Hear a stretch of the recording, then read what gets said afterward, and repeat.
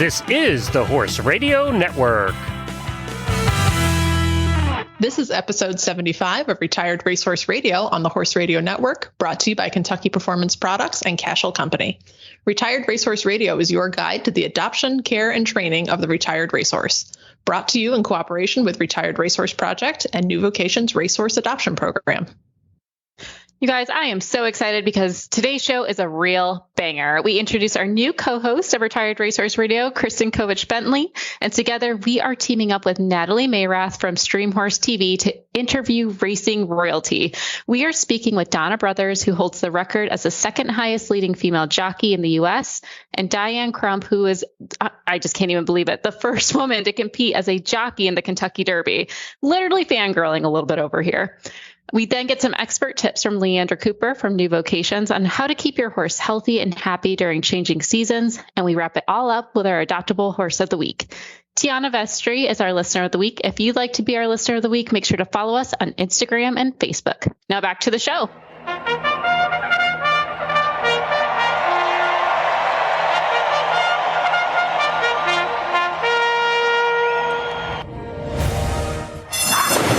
And they're off on Retired Racehorse Radio, the podcast that is your guide to the adoption, care, and training of the retired racehorse. This is Joy Orr in Detroit, Michigan. And this is Kristen Bentley in Jamestown, New York. And you're listening to Retired Racehorse Radio. Kristen, welcome to your first show of Retired Racehorse Radio as a co-host. I'm so excited to have you today. I am super excited to be here. Do you always put an all-star lineup of guests on someone's first episode? Oh, I wish I could say that's true. We do our best here to make everything super exciting. I mean, it's International Women's Month. It's so crazy that we literally, I feel like, have knocked the ball of the park on this one. But before we get into our great guest, let's introduce everyone to you. You've been a guest on the show because you've worked with the Retired Racehorse Project. You've given us updates, but now you're officially part of the Triple R family. Tell us a little bit about who you are and what your horses are up to. What do you got going on that we can all start following? Yeah, I'm a little surprised y'all gave me a microphone, to be honest. I'm not sure that was a great decision, but we're going to find out. So I'm very excited to be here. I've been a huge fan of everything on the Horse Radio Network for many, many years, all the way back when I worked at Horse Nation and was a guest on Horses in the Morning. So it's very cool to be here. So yeah. For this year, let's see, I've got, I'm up to 3 retired racehorses now. I don't know quite how that happened. Well, potato chips. Yeah, well, pretty much. Yeah, well, and then I've branched out now and I've got both kinds. So we've got 2 thoroughbreds and I have a standardbred now. So my little racehorse ranch, as I call it, is expanding.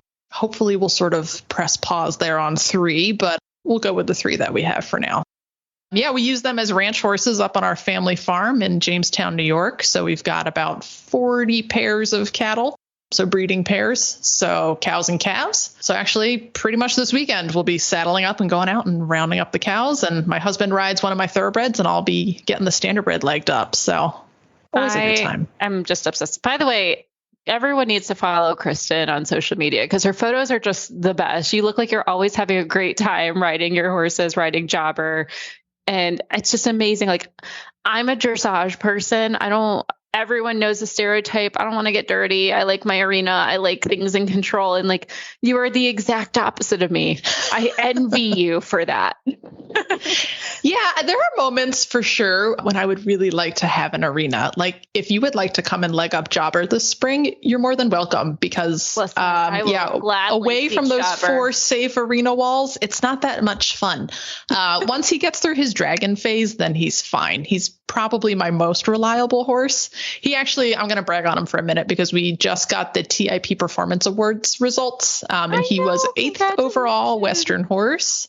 and the champion other Western horse, which is where I sent all of his cow horse results. And then he was the reserve champion ranch riding horse. So he had a great year in 2021. I don't know that we'll be able to match that in 2022. So I'm not like a set the bar higher kind of person. I'm that was fun. Let's just have another fun year person. Spoken like a true amateur. I'm like, that was a great fluke. So I'm going to enjoy my 2 shiny belt buckles and we'll call that a call that a career for old Jobber. But no, we're gonna have some fun this year. I'm trying to convince my husband to come to the ranch shows. He comes to all the shows. That's why I have all those lovely photos, because he takes them all. But I'm trying to convince him. He's putting in some serious hours this winter on Shorty, my other thoroughbred, and I think it would be great for him to just sort of test his skills and see how far he's come and go to the horse show. But we'll see. He likes to be in a supporting role rather than in the show pen, so we'll see how it goes. I love it. What a great horse husband. He's really setting an example for others. So I think that's amazing. And I love that we're going to have now like an English and Western perspective on the show. We have thoroughbreds and standardbreds represented. I just think it's going to be a great combination. I really hope our listeners will too. But as you're saying, we have an amazing lineup today. We have some of the most, and I know I want to put $1 in the swear jar, some of the most badass women I've ever seen coming onto the show today to share their experiences in the horse world. But before we get into that, we're going to hear from our title sponsor, Kentucky Performance Products, also founded by a badass woman. Thank you, Karen Eisberg, for being amazing. And we'll get into the show right after this. This Nutrition Minute is brought to you by Kentucky Performance Products, the company that simplifies your search for research-proven nutritional supplements at kppusa.com.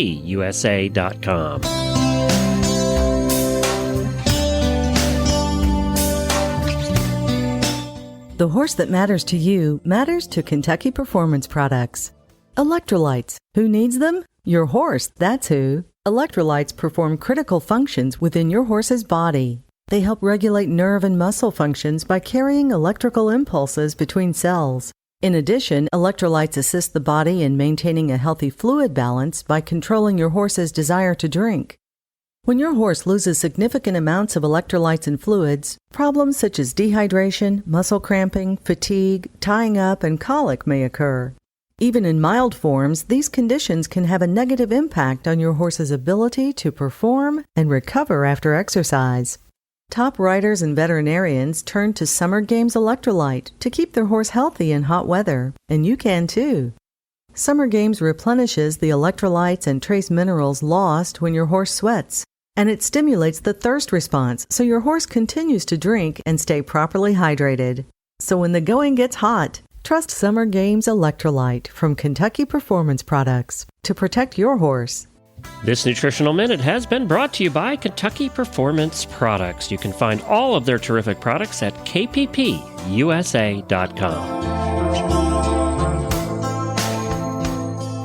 I could not think of a better way to celebrate International Women's Month than having this amazing group of women come on to talk about their roles in racing. But first, I'd like to introduce kind of the person who put all this together. We have Natalie Mayrath from Stream Horse TV. They're putting together an epic event called Trailblazing Horsewomen. It's a live stream, but she'll tell you more about it. But Stream Horse TV has a great mission to build an inclusive community where horse enthusiasts can join together to expand their horizons in equine sports and culture.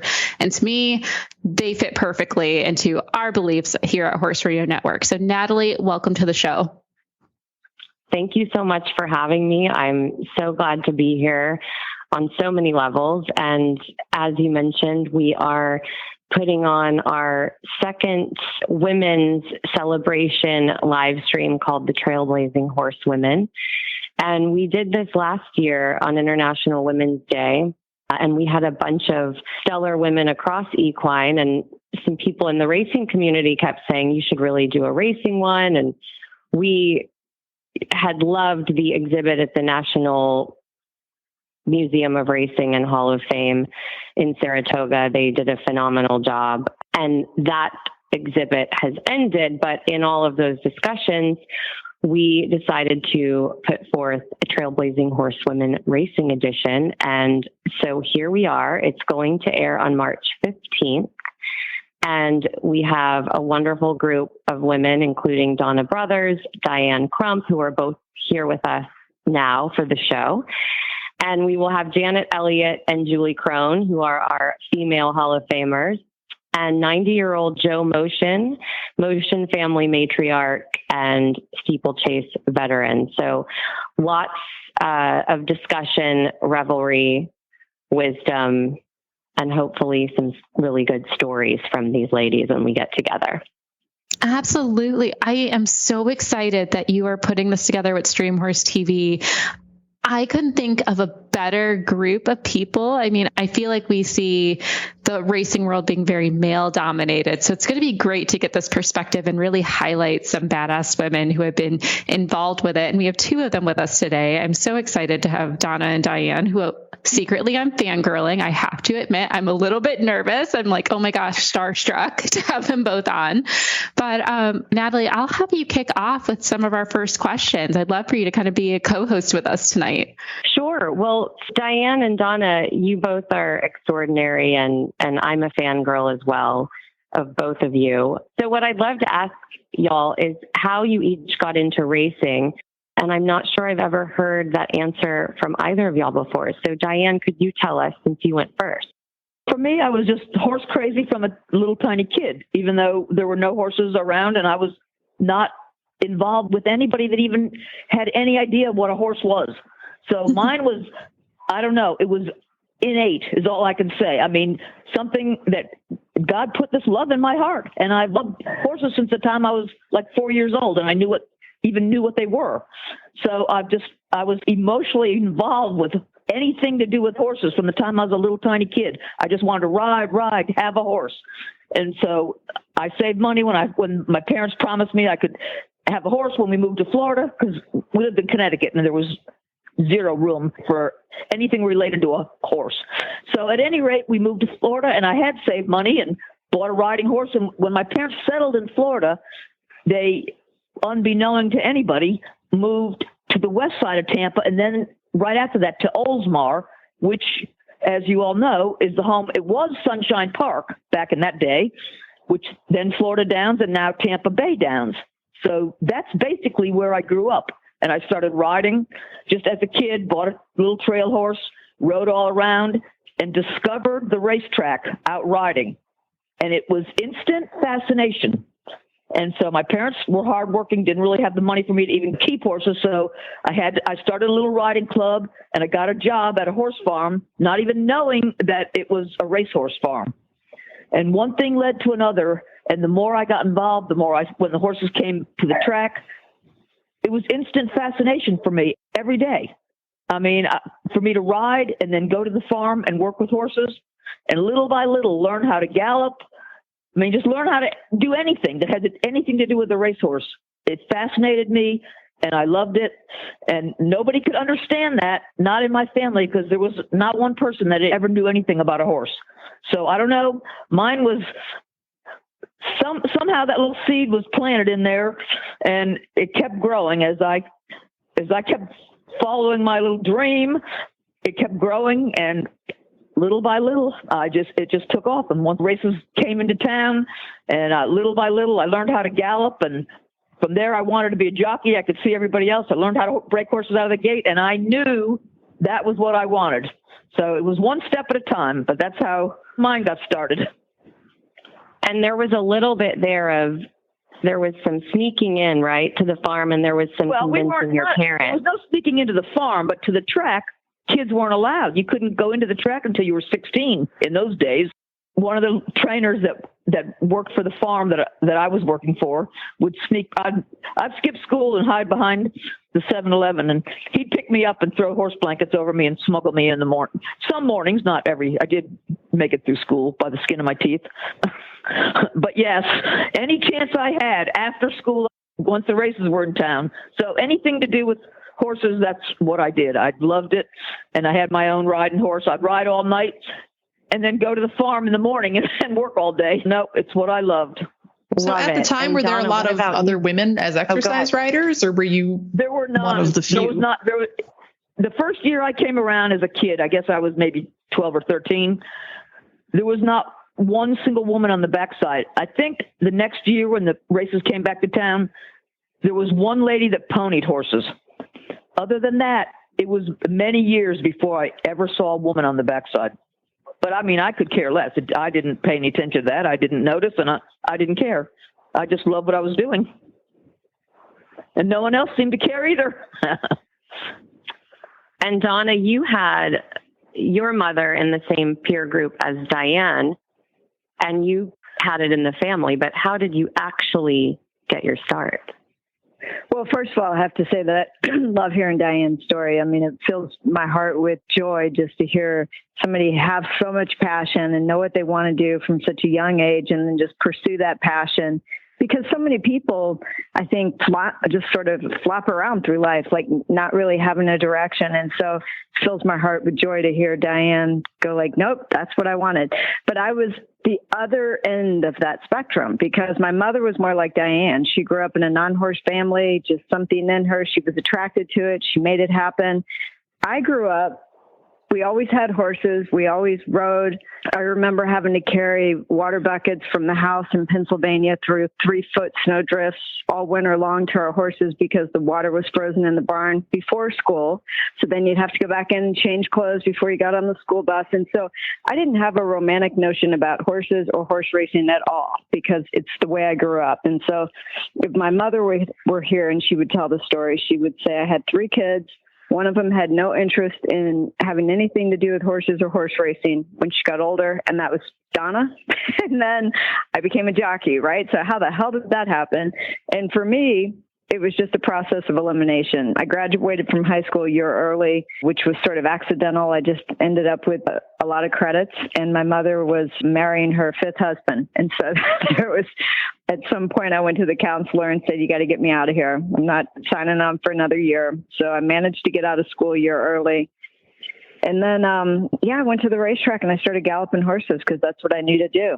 And I didn't realize, honestly, until I got to the track and started galloping horses with people who weren't related to me, because my brother, my mother, and my sister were all really good riders. And so it wasn't until I rode with other people who didn't grow up with it that I realized I actually have a talent for this. I'm pretty good at it, and I'm small and I'm strong. And so I just decided finally when I was 21 to ride my first race to eliminate that as a career option. And if I didn't like it, I was going to go back to Kentucky and maybe go to college. At that time, I was in Birmingham, Alabama. It was their inaugural meet in 1987.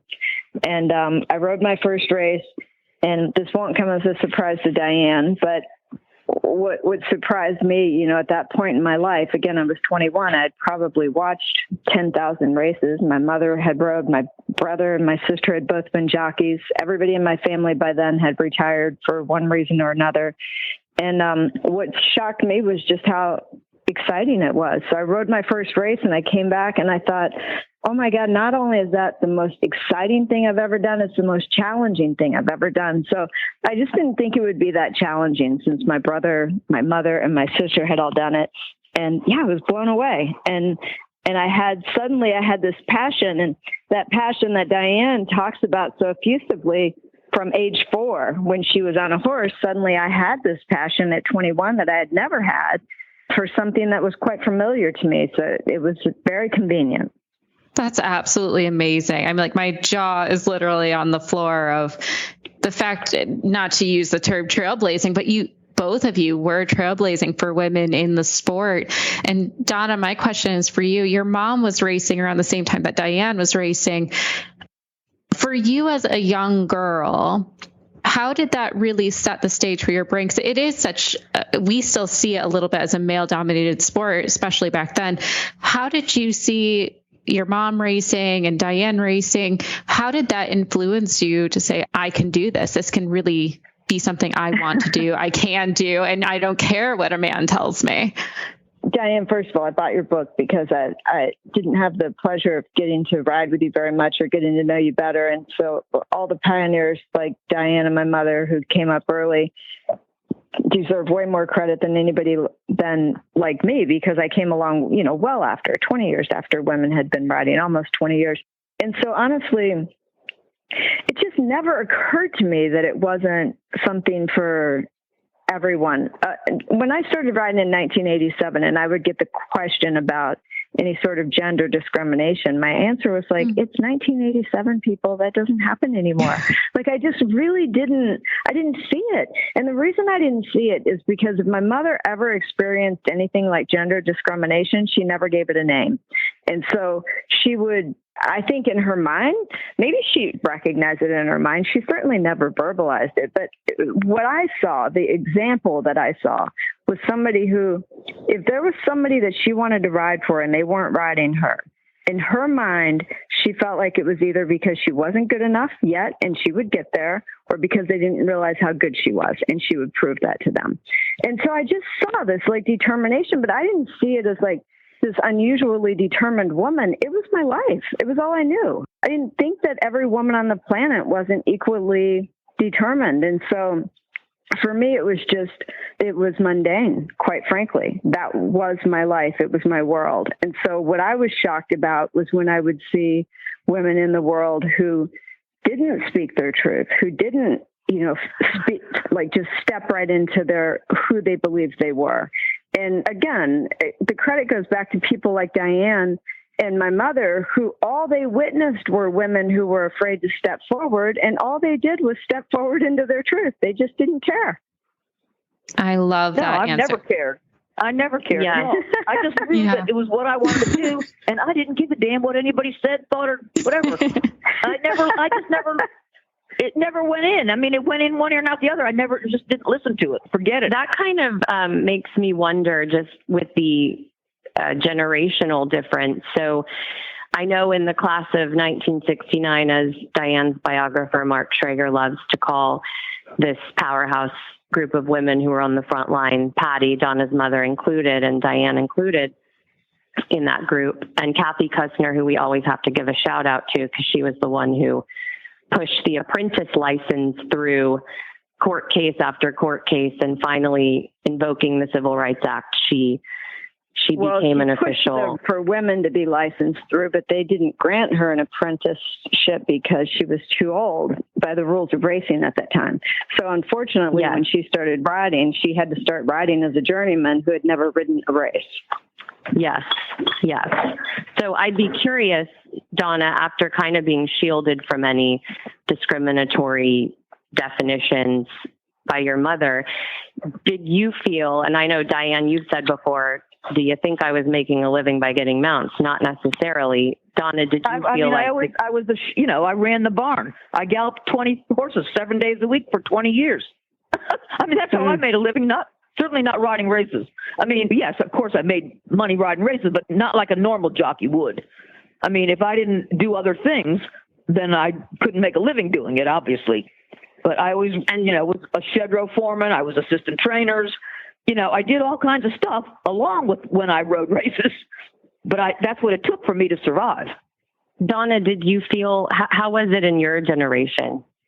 First of all, my mother also, at the time that she rode, she actually was able to be successful. And part of that was because she rode at some cheaper racetracks than I think what Diane rode at. So Mom started riding and she rode her first race in Colorado, Pikes Peak, Colorado. And then she went to Waterford Park back when it was Waterford, which it's Mountaineer now. And she had her apprenticeship there. And so she started out at some really small or obscure racetracks, like Division I, definitely. I mean, not Division I, but like the first level, lowest level that you could start out. And but it does help you get mounts to do that. So she was smart. Correct. She was smart to do that. So she was able to work her way up. And so within the first couple of years of her riding, she'd won a lot of races. And I want to say after she'd been riding for a couple of years, she was the leading female rider in the nation. And then when she was at Waterford Park, and she went there with the apprenticeship, she became one of the leading riders there. And so she was making a living doing it, not a great living, because again, I remember when she won her first stakes race, I was a teenager and the pot was $10,000 and it was at Beulah Park and it was the biggest race she had ever won. So we're not talking about a lot of money here, but she did make enough money to support her 3 kids. Having said that, in the off season, if we raced anywhere where they didn't race year round, she sold encyclopedias door to door. I remember her doing taxes for H&R Block in the off season. She would do whatever it took to continue to be able to put food on the table and your mother was very around. She was one cool lady, I will say that. She was a go-getter. Absolutely. Thank you. I love your mother. I'm sure she would say the same thing about you too, but thank you. And so when I came around, it was a lot easier. I mean, honestly, when I started riding again in 1987, I thought, we'll see, like, at least I'll ride long enough and make money with my apprenticeship, and I'll save all my money, and then I'll go to college. And so I did that. I saved my money, but I was fortunate in that I continued to do well. And I did well for the whole time I rode. And so I loved riding for 11 years. I rode for 11 and a half years, though. And so it's the last 6 months that I had become disenchanted with it. And it just started to feel more like work than fun. And at the same time, I had been dating Frank Brothers for a few years, who was a horse trainer. And we had sort of talked about getting married, but we hadn't, because there's this rule in horse racing where if a jockey and a trainer are married, anytime the trainer has a horse in the race, the jockey either has to ride that trainer's horse or sit the race out. And so we just didn't want to be saddled with that. And so we hadn't gotten married yet, but ultimately we both decided I was ready to move on. And so we would get married and live happily ever after. But I was able to make a nice living out of it. And again, fortunate in that I came up in a different era too, because I think any of the female riders who made a living out of it back in my mother and Diane Crump's era, they certainly weren't doing it at any of the even middle level racetracks, and definitely not the top level racetracks. No, it was it was tough. I mean, it's tough to get mounts. I mean, luckily, I had one barn that loved me. They loved the way I rode, and I rode all their horses. I mean, I did marry Don, but the people that owned the horses, Warner Jones and Mr. Brown, the man that owned Fathom, the horse I rode in the Derby, I mean, they just loved the way I rode, and they thought that I was as good as anybody. So they promoted me. And, of course, they were already quite old, and then they died after the first 4 or 5 years after I started riding. So that hurt me in a way, but at least they gave me a good start. I certainly got to ride at some nice tracks, and I, did win races there. I mean, I loved riding at Keeneland, Churchill, and went to Monmouth Park in the summer. And I did get to go to some nice tracks, and I did have some people that believed in me, but it just wasn't that many of them. That was the problem. So I had to do a lot of other things. I had to gallop a lot of other horses. I had to go to the training center in the afternoon. And, I had let me say, one of the things that Diane was dealing with and my mother dealt with is that back in the time when they were coming up, there's always horses that people don't want to ride. There's always horses that are like, they're either too crazy or too slow or whatever, that you're not going to be able to get a top level rider to ride it. And so if you can get somebody like Diane, or back when my mother started, who had the passion and who wanted to get inside that horse's head and like figure out, like, is it really slow or is it just not trying? And if it's not trying, why isn't it trying? And if it's crazy, is it really crazy or is it just misunderstood? And so people like Diane, the reason why owners would fall in love with her and people like my mother is because they would take the time, because they had fewer opportunities. And so they would take the time to get into that horse's head. Am I right, Diane? I think that is so well said. I had one horse that I won 5 in a row. I know it was cheap, but the horse literally would just barely canter out of the gate, and it would stay last forever. And finally, at the quarter pole, it would start running, and I just let it run its race, and I won 5 in a row on it. They were cheap claimers, and it was a couple different racetracks. But when a horse finally did get claimed, it never won another race ever in its life. So, I mean, there were things like that, and I think it is because we tried to figure it out. I mean, it was like you didn't look at the form and said, "Oh my God, why am I even on that?" But you didn't do that. You thought of a way to make it work. And so many times it did work. I think because of that, because you had that desire for it to work. In a similar vein, sort of in the work that I've been doing for the Retired Racehorse Project and aftercare, it's pretty apparent that the aftercare field is, I would say, female dominated. Like, just looking at our stats, like 94% of our readership of Off Track Thoroughbred magazine is women. But at the same time, you can look at the racing world and still think like, oh, that's pretty male dominated. From your perspectives, is racing male dominated and aftercare is female dominated, or do you think that doesn't matter, or why do you think that might be? I think it goes back to what I just said. I think a lot of the girls are more willing to, women I should say, are more willing to, let's see what he wants to be. He doesn't want to be a racehorse. What does he want to be? Like, does he want to be a jumper? Does he want to do Western pleasure? Does he want to be a pasture ornament? Does he want to do dressage? where I think, and I'm speaking in general terms here, and I really hate it when people do that about women. So I don't mean to make it sound like I'm speaking that way about men, but there's not as many men. Let me just say that there aren't as many men who want to try to figure out the puzzle. They would rather just go, no, I do dressage.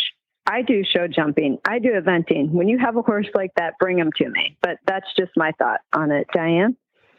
I mean, I think you're pretty accurate, because I think innately a woman has, you want to nurture. I mean, I guess for lack of a better word, I don't even know if that's a word. It's sort of in you to want to take care of things and want to help something.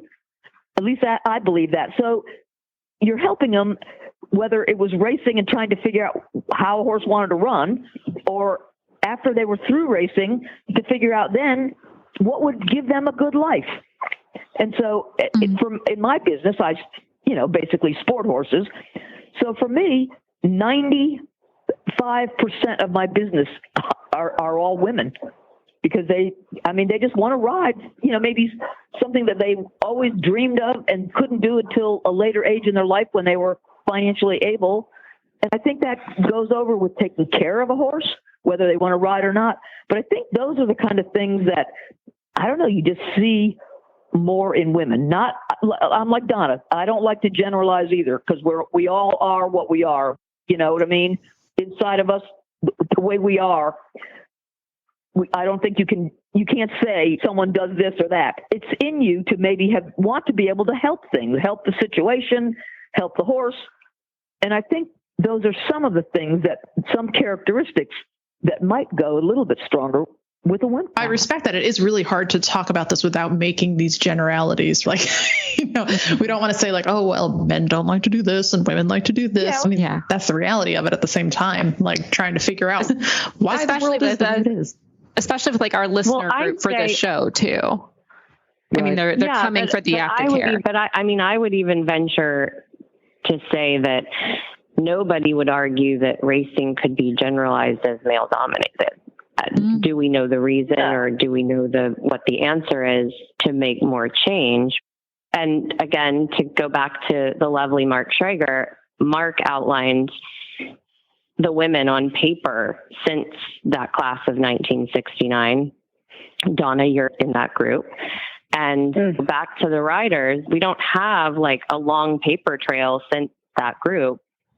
And I don't know if Donna has anything to offer in terms of people she's interviewed who kind of along the way in your broadcast career, if you've interviewed people who are very strong advocates for women in different roles in the industry. But I think it is pretty separate, like Kristen's saying. I mean, not that's right or wrong, but there's definitely a differential there. Just wanted to jump in and get a perspective as well, or to add on, is women have different challenges than men, we can say. We grow up and we are empathetic. Not that men aren't. There are men who definitely are.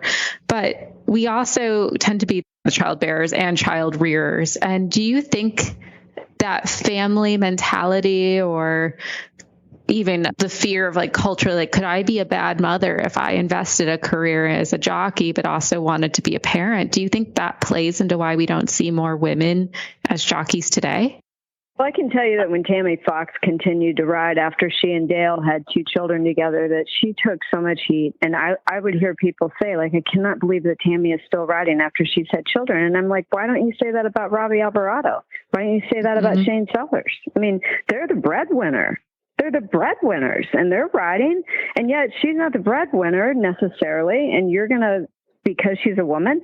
And yeah, for sure that happened. But I think the main reason why it happens, to be honest, is because one of the things I used to always say when I was a jockey is that I don't ever have any trouble convincing other jockeys that I am as good as they are. I really don't. I don't have any trouble convincing trainers that I can ride as well as the guys. That's not a problem. I go to the gym that the same guys go to that I ride with, and I can lift what they lift. So they know I'm as strong as them. The people I had trouble convincing were the owners, because the owners would have trouble understanding that women could be as strong. And I think that's where the problem lies with both trainers and jockeys, with females trying to excel, and especially at the higher levels in the sport, is that you still do have a little bit of a stigma with some of the owners who aren't involved in the day-to-day, who don't understand what it takes to be good with horses, to be a good trainer, you are to so be a good right. rider. 100%. Yes. So Yes. You've experienced the same thing too, Diane? Yes. I was going to say, like in a more recent time too, I mean, Ride Like a Girl came out last year where we got a chance to see Michelle Payne face those things in a very real span of time that a younger generation could see. And that's still happening today, where there is that stigma. And a question for both of you, we see leadership in the horse world, whether it's on the jockey club or the owners at stake, the ones holding the bucks at the end of the day. They typically are older white men. If there was more diversity at the table in that leadership decision, what do you think the world of racing would look like? Whether it was men or people of other races, just a more diverse panel. Look at the whole world, and you can ask that same question. I don't care what it is. Look at the whole world. It's the same thing, isn't it? And that would be a nice question to ask every country, not just racing. Why is it older white men? Come on. Put women in there, put black men and black women, put anybody in there. I don't care. But you know what? When I came around the racetrack, I don't care who you were. You could be old, you could be young, you could be black, you could be white, purple, brown, came wherever you came, spoke English, didn't speak English, never went to school a day in your life, couldn't read one word. We were all equal because we all busted our ass 7 days a week.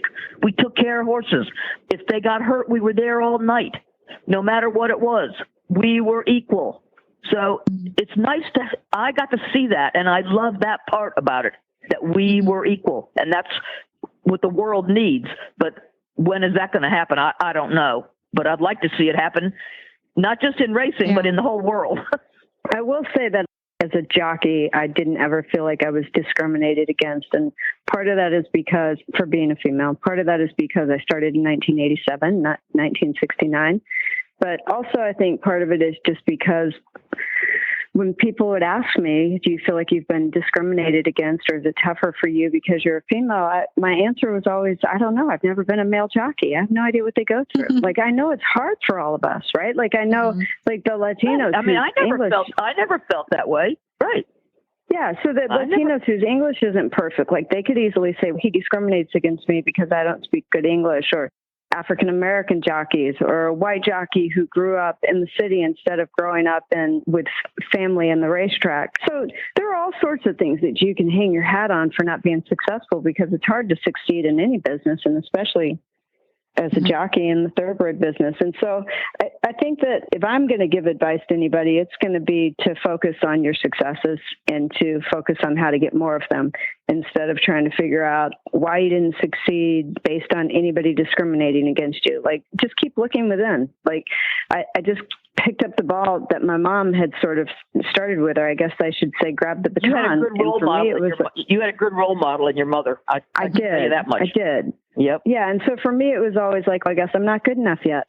I guess they don't know how good I am yet. And it wasn't because, again, I never heard her say those words, but it was the way I felt because of the way that she modeled that. And so I think if everybody just keeps doing that, just keeps looking within and going, how can I be better? How can I show them that I'm better? Then you'll get where you want to go.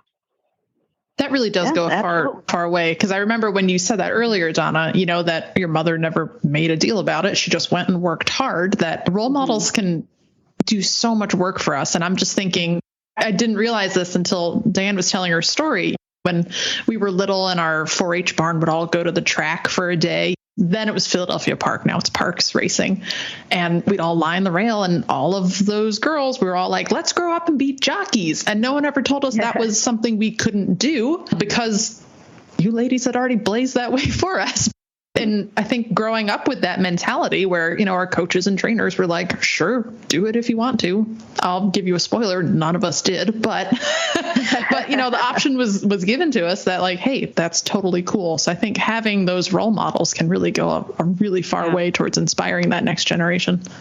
Absolutely. Well, there's also still that thing where most adults aren't built to be the size of a jockey. We're not exactly adult size. Yeah, I'm 5'11". It's not happening for me. But I want you said, Kristen, It really does show the importance of being seen, of seeing someone like you out in the industry to kind of pave that way. Yes. I thank you both for everything you've done. And Donna, thank your mother as well, because I think it's really everything you have done has opened so many doors for the future we have. And I'm sure we're going to see more great women coming up and doing more changes in the industry that we need. Thank you both for just the legacy that you've left behind. Thank you. I appreciate that. And yes, I agree with you. I think we'll see more and more of them. It's just a matter of time. Right now, we don't really have an agrarian society like the one that Diane grew up in, and I did also to a certain extent. So I think we see a lot more of the Latinos coming along because they grew up riding horses more than whether it's the American boys or the American girls. And so hopefully we'll see more and more of the girls who grow up in riding in other disciplines have interest in becoming jockeys, because they're probably more likely than, again, it's just one of those things like you were talking about with the retired racehorses. If you look at the kids who are age 10, 11, 12, 13 who are riding, I would say the bulk of them are females also. And so hopefully we'll see more of those young girls expressing an interest in having a career in thoroughbred racing. The leadership question came up last year in our Trailblazing Horsewomen program, and there were a couple of ladies who really said out loud, we're not afraid to say that the leadership was going to be left behind by the girls who had the role models and the young people who were going to come and still change, whether the leadership liked it or not. So that was an interesting takeaway. And the whole idea is horses, right? So horses are powerful in bringing us together to do things and follow our passion. Absolutely on that, Natalie. And everyone knows crazy horse girls are a force that cannot be reckoned with. You can't stop a crazy horse girl at all. Let's face it, horses have given so many people so many great things. It's one of the greatest animals. They just give you a desire to be better, no matter what it is. And that part I love. I love that part of them. And I think Ron Moquett said it well with Whitmore. He tweeted one day with a picture of Whitmore grazing. I've never been on his back, and only a few people have, but he's taken thousands of people along on a great ride. Yes. Isn't that well said? Yeah. I think that's a perfect place a perfect note to end on, because that really is the summary of what horses offer and what horses bring to us. Oh my gosh, Donna, Diane, I can't thank you both enough. Natalie, thank you so much for putting this together. We'll go round robin so you can talk about where people can find you. I know you both have books. It's so important. Donna, let's start with you. Where can people find you, and tell us a little bit about I'm on Twitter and Instagram, Donna B. Brothers on Twitter, and just brothers.donna on Instagram. And my book is Inside Track Insider's Guide to Horse Racing. And I wrote it just because I felt like people needed just a basic guide to horse racing, and you can get it on Amazon. And 100% of the proceeds on retired racehorses, is a good time to mention this, go to the Thoroughbred Aftercare Alliance, because I really did write the book because I felt like the industry needed it. And what better way to support the industry than by supporting aftercare? Amazing. Thank you so much for that, and being so generous as well. Diane, where can people find you in your book? I can't say that I'm that social as Donna, so I am on Facebook, but my book is on Amazon. It's just Diane Crump, whatever it says. Something about my life. I don't even know what the title is. Diane Crump. It's Diane Crump, a racing pioneer's life in the saddle. And I highly recommend it. I'll just say that. And I do have a website, which is my name, Diane Crump Equine Sales. But for me, I wanted the book to be something that told people, anybody, that if you have a desire in your heart, that God put it there, and follow that. You'll follow your dream. You'll follow the life that you were meant to live. I do believe that. And that's the reason I searched my soul to try to get that book written. And Mark found me, I should say. I didn't find him, but he found me. And I think together, I hope we accomplished at least some little fraction of that people can live their dream and know that you can be a nothing and a nobody that came from some town in the boondocks, and you are equal in God's eyes. And if you desire something, you can do it. Just put your heart to it. Well said. I love it. Yes, absolutely. And Natalie, last but not least, just to give another plug to Streamhorse, where people can listen in and learn more about this great event you're doing for Trailblazing Women. We're on streamhorse.tv. I will add that a lot of our content directive is aimed toward retired racehorses because it aligns organically with our mission to bring horse lovers together, regardless of discipline, sport, breed, anything, just horse lovers. So we do a lot of storytelling around the retirees, which probably really fit this audience. And the Trailblazing Horsewomen Racing Edition live stream will be on our YouTube and Facebook on March 15th at 6 p.m. So feel free to tune in, but if you can't tune in, you can catch the replay on our website or YouTube or Facebook afterward. And we are a fun follow also on Instagram and TikTok now at Streamhorse TV, all one word. Awesome. And if you guys are watching, be sure to take a snapshot and tag Streamhorse and tag us on it as well. If you heard it from our show, we love to know that you're supporting both Natalie and all the amazing women who are participating in the program. Thank you all so much again. This has been a blast. I'm the most motivated I've ever been. I'm I'm going to go achieve my dreams today. I feel really good. So Donna, Diane, thank you so much. I don't want anyone to kill me, but would y'all, because this is Retired Racehorse Radio, do y'all want Diane to talk about what retirement of racehorses was like back then versus what it is now? I just feel like that's such a nugget. I'd absolutely love to end on that. Here's the thing. When I was at the track and all these various farms, even before I ever started riding, but when the horses got through racing, really people didn't know what to do with them. And the owners, a lot of them were the breeders in a lot of cases, they just went home to the farm and retired.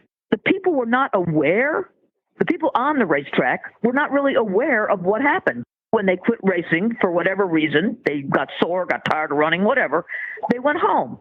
And that's usually to whatever farm they came from, the breeder, whatever.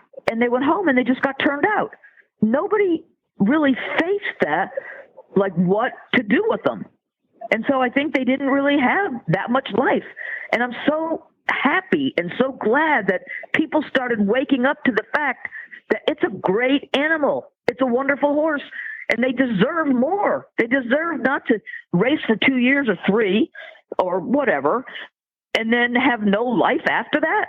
And so now all of a sudden there's such a great awareness that, it's fantastic because truly, I don't think 50 years ago and longer, because I'm older than that, 60, 70 years ago, that I don't think people thought to do that much with them. I'm not saying totally, there were certainly, they went on to, in some worlds, to do other things, but for the most part, they didn't, and people didn't really know what to do with them, and so they just retired them.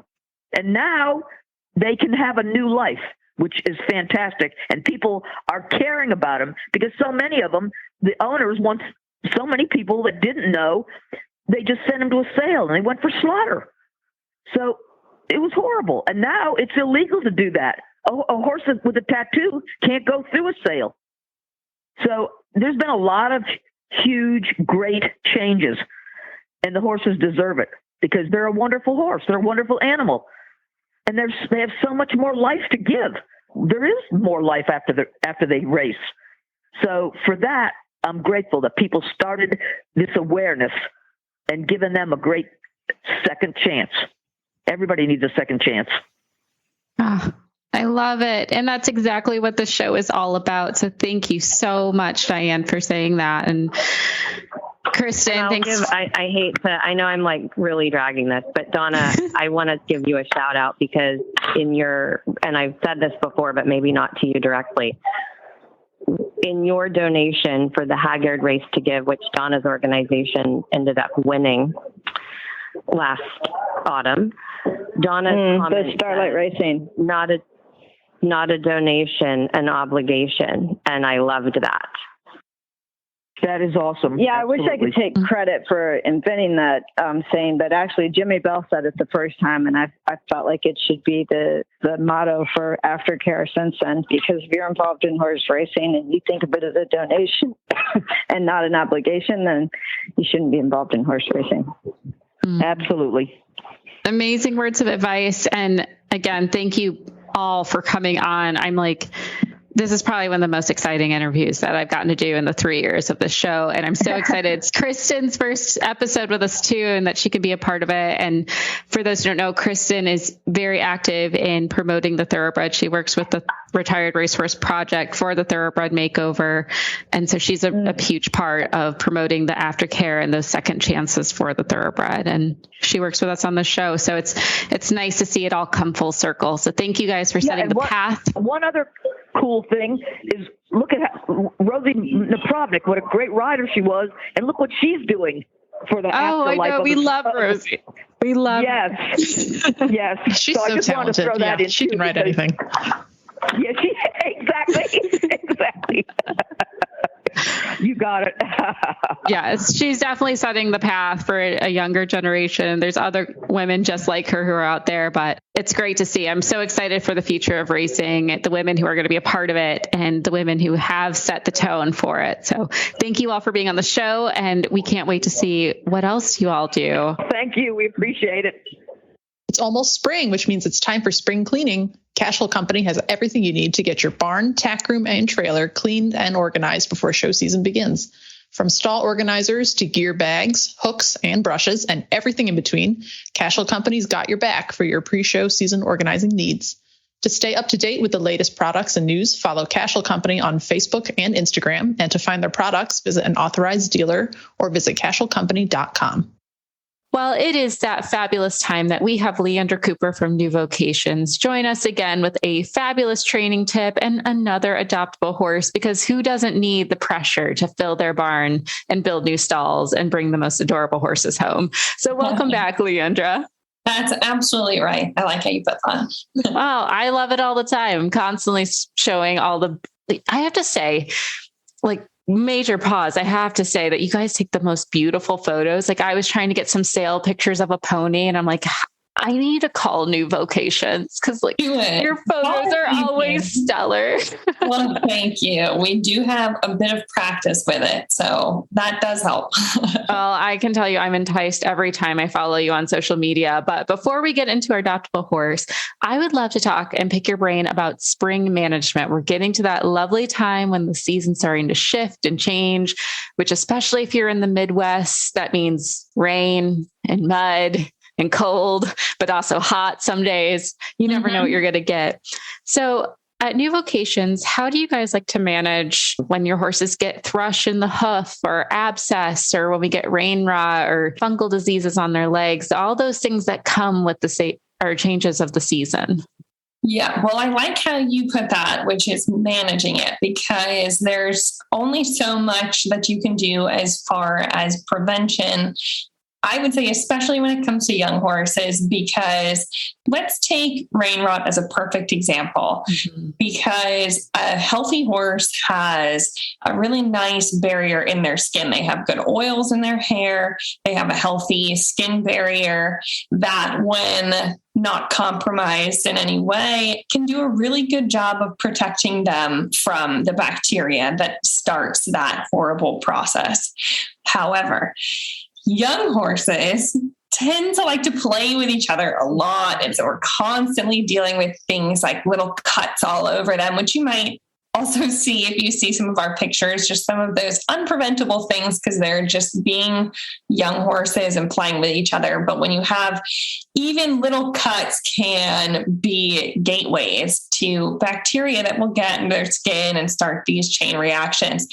And this time of year is really tough because you have damp conditions. And as it starts to warm up, one of the things, even when you're trying to prevent any issues, like say you have your horse with a sheet on or a blanket on, that can work to your disadvantage sometimes, because you then have moisture trapped underneath that. If you have really goofy horses like ours, they're running around and getting sweaty, and then it's trapped under the blanket. And then if they have cuts, then the bacteria is, it's like you can easily get into this real headache of just managing this time of year. But the best thing that you can do is diligent. I would say if you have the ability to at least every couple of days take the blanket off if they're blanketed and give them a really good curry. If you don't have a lot of time, the curry comb, I would say, is always the go-to. Like curry comb and pick their feet. Those are going to be your two really good defense mechanisms in just trying to bring those healthy oils out and restore that healthy barrier and get the junk out of their feet that's packed in there. Because again, moisture in their feet is usually the biggest cause of thrush, because then it's a bacteria breeding ground. So diligence in the grooming process, like I said, some of that's just not going to be preventable to a certain degree. Like you can do the best that you absolutely can. And these guys, as we all know, as horse people, they just find ways to get themselves into trouble. Mm-hmm. So keeping them dry and clean to the best of your ability is always my recommendation. And the way that you do that is going to vary depending on what resources you have. I mean, we stash things like coat defense and baby powder, everything that we can do to try to avoid the situations where our horses are becoming basically homes to bacteria overgrowth, which is just a big part of a lot of those issues. Just thrush, perfect example. Rain rot, perfect example. Things like abscesses. When you're having these wet and dry sequences, that can cause the hoof to expand and contract. And when there are little cracks and things like that, then your natural barriers again are compromised and bacteria can get in there, and then you have those problems. So again, any sort of diligence that you can have in noticing as soon as you can, even if something does come up, when you can identify it early and treat it, then it can hopefully be more easily treated, or you can get ahead of it with antibiotics, just depending on what you need to do. And I could always feel free, anyone, to reach out to me for kind of product recommendations and those sort of things. But the real best thing that you can do, especially for those of you who are boarders and maybe don't have a lot of control over that. You're just coming to ride your horse and maybe they've been turned out all day and you might not have the most control over all the circumstances. And even if we do try to control all of those, Mother Nature is going to have the final say on all of that. So really we're at the mercy of a lot of it. But get out your curry comb, get out your hoof pick. Those things are going to do really well by you. There are some things I really swear by, like Thrush Buster. I love Thrush Buster. It's, again, really anything that you can do to help them out with their own natural defenses is going to help you out in the long run.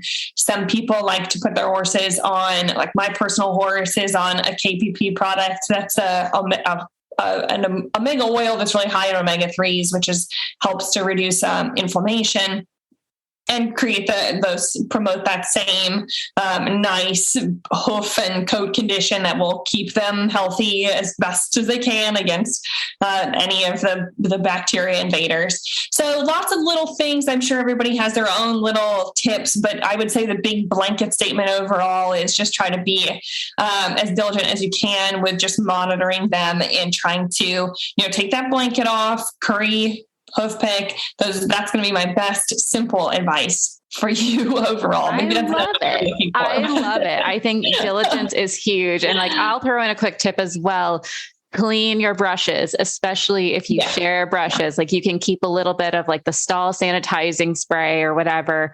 Keep a small bottle in your tack room because you can just spray your brushes in between, especially if you're sharing between horses, and your saddle pads. That's key. And we actually we went through a lot of blankets that I felt didn't have the breathability that I was looking for the horses, especially because we have really active youngsters. So I ended up tossing a lot of blankets that had, we get them washed every season. Horses are still going to get them dirty and ripped and all those sort of things, but watch out for that as well. Like you said, easy with saddle pads if you're not washing them after every use, which we do. Same with girths. You can have to deal with that as well. But really, that's sort of what we're dealing with horses who still maybe have long coats and are shedding out, but you're working them more, so they're sweating. So just try to stay on top of the moisture control as best you can. And that's really our big combat of the season. Absolutely. Fabulous tips, Leandra. Thank you so much.